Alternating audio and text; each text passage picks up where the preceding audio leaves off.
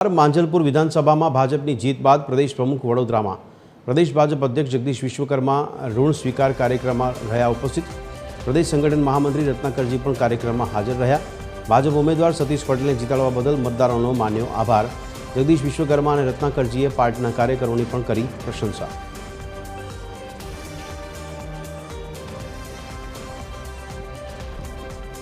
શ્રદ્ધેય યોગેશ કાકા આજે આપણી વચ્ચે નથી, પણ છતાંય એમના સ્વરૂપમાં અથવા એમના પગલે ચાલી શકે એવી રીતે કાર્યકર્તાની મહેનતથી